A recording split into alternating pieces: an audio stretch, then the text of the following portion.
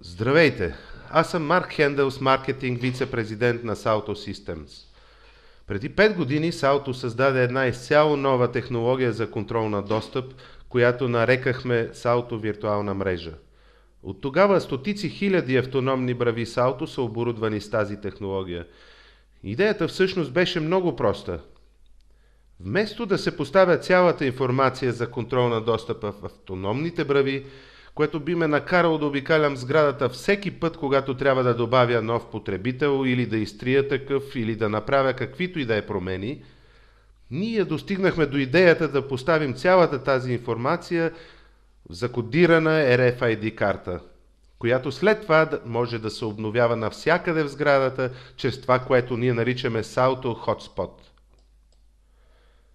Компании като T-Mobile и летище Хитроу решиха, че това е пътя напред, че това е начина за решаване на проблемите, свързани с отдалечените автономни електронни брави.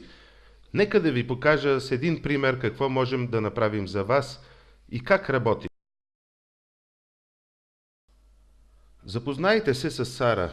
Картата на Сара току-що беше обновена на така наречения Hotspot. Сара си мисли, че само отворила вратата, което е най-важното за нея.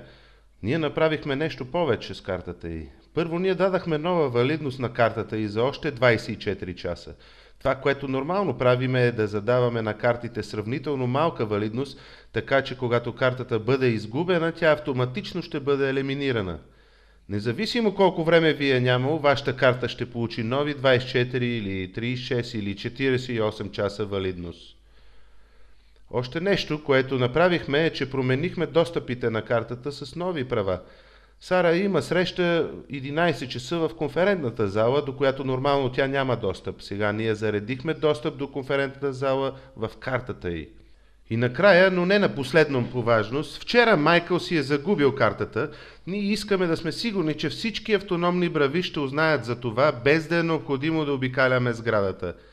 Така че това, което направихме е, че заредихме картата на Сарта с кодовете на Майкъл. Това е същността на виртуалната мрежа. Нека да продължим и да видим какво се случва с Сара. Сега Сара влезе в собствения си офис. Тя просто отключи бравата, представяйки своята RFID карта. Простичко за нея, но ние направихме много повече. Ако батериите на тази брава са слаби, ние ще разберем, защото бравата прехвърли тази информация в картата на Сара. И по-късно същата информация ще бъде пренесена в софтуерната база данни чрез една от горещите ни точки. Ние също така отпечатахме върху картата на Сара точната дата и час на нейното отваряне, като по този начин събираме така наречения одит в ключа, така че не е необходимо да ходим до вратите, за да узнаем кой, кога и къде е влизал. Сега Сара ще асистира на срещата в тази зала, до която нормално тя няма достъп, но както видяхме по-рано сутринта на горещата точка и беше даден достъп до залата временно само за няколко часа. В същото време от картата се предава информация в автономната брава, че Майкъл си е загубил картата и тя трябва да бъде елиминирана от системата. Така че това е едно хитроумно използване на придвижването на Сара из сградата. Това ние наричаме виртуална мрежа. Сара току-що излезе за обяд. Още едно интуитивно и просто действие. Представяне на карта, вратата се отваря и Сара излиза.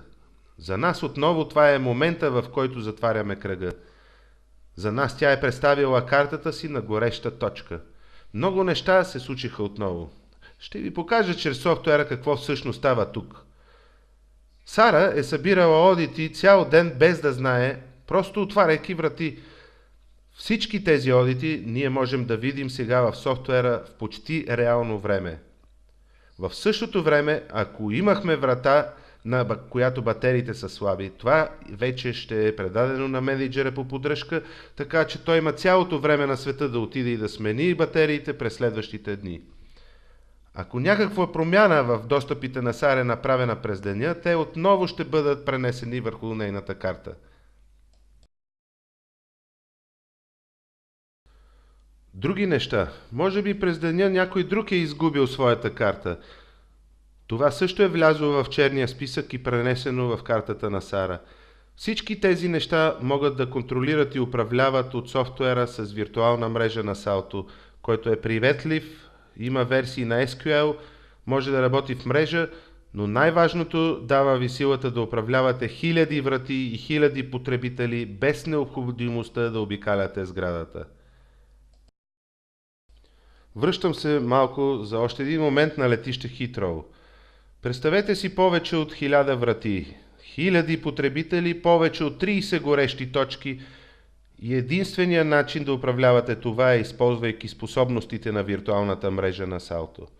Ако искате да научите повече какво може да направи за вас виртуалната мрежа на Salto и автономните брави, просто ни се обадете или ни изпратете имейл и наш консултант ще ви представи на живо какво може да направи за вас системата. Благодаря и довиждане!